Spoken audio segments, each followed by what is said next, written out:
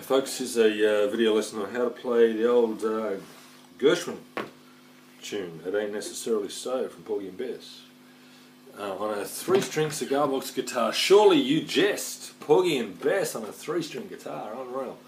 Now we're not going to play the bridge part that goes a bit crazy, right? So, forgive me for that. I might have a go at it one day if enough people hassle me, but I've never played that before and I don't really think it's appropriate. Let's just have a look at the verse part with the vocals in it.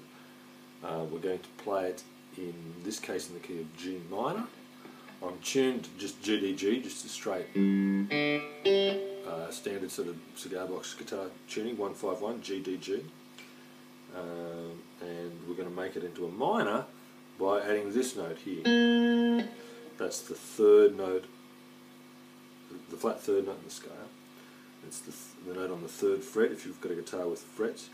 If you don't have a guitar with frets, it's where generally the first dot is, where the 3rd position would be, and it sounds like that. It's the blues note, the minor 3rd, flat 3rd. That's really the best way to tell it. If you've got a tuner and you want to look at that as a B flat, you want A sharp. Right?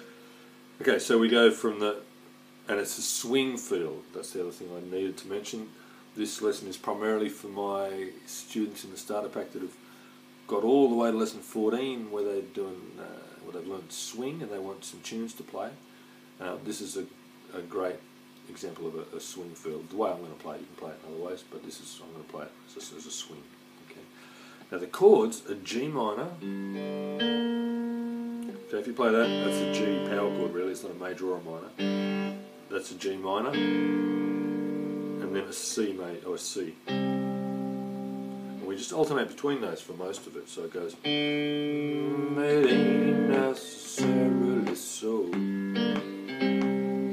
It ain't necessarily so. Now, like that. Now let's have a look at the swing feel. We're just going to play it very simple. So a simple picking pattern.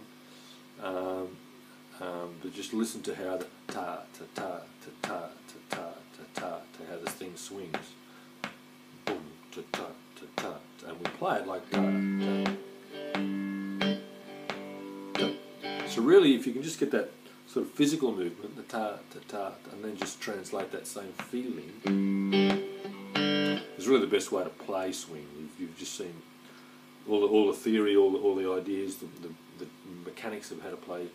How swing works in the course. This is the best way to learn it though, by actually listening and playing. Okay. So there's your swing feel. Let's have a look at the tune. It ain't necessarily so. It ain't necessarily so. And you stay on the G minor for the last part of it, right?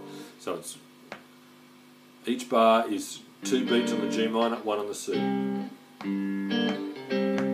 We come to the C just before, on the end of 2.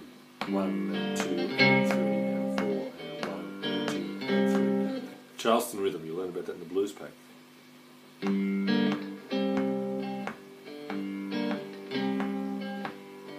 do that 3 times, and on the 4th one you just stay there. The reason that you stay there is because now there's a chord change. Things that you're liable to read in the Bible will. What are we doing there? That's just up to the 4 chord on position 5, and then the flat 5 on position 6. So we're just moving up. Normally when you go to there, you go up to the 5, up in the 7th position, but now I'm asking you to go to that slightly out of tune. It's not out of tune at all. They used to call it the devil's note. If you played that back in the medieval times, you would be killed because it was evil. It summoned the devil, which is pretty cool because that's the note that turns a pentatonic scale into a blues scale. Blues scale, pentatonic scale, blues scale. That's an aside, really. I just thought I'd mention that because it's such a cool thing. You add the devil's note and it becomes blues. But anyway, enough of that. Things that you're liable to reading the Bible well. Now we go to an A chord, in this case because I'm in the key of G, but it's on the second position. It ain't necessarily. Now that one there's the 5 chord in position 7, and then back to the vamp. So it's pretty simple. I'll just run through it again. It ain't necessarily so. It ain't necessarily so. Now we stay there. Things that you're liable to read in the Bible, turn around. It ain't necessarily so. Okay, there you go. Now that turnaround, when I said turnaround, that's from an A to a D. That's a 2, 5, 1. Okay, I've got some how to play blues turnarounds videos on YouTube, and we talk about 2-5-1s there, and it'll be in the blues pack. So that's an example of a 2-5-1. So there's the tune. We've got the main thing is the minor chord is you're just playing that top note there, your top G note on the 3rd fret, top G string I should say on the 3rd fret, your top string depending on what you tune to. It's that one, right? The other two are open, that makes it minor, and then to there, which is where you play across the whole of the all 3 strings for your 4 chord. That's a common pattern. Lots of tunes. The 3-string 3-chord course on the website, on the learncigarboxguitar.com talks about that. It's a little vamp. Ain't necessarily so. Ain't necessarily so. Hear it swinging.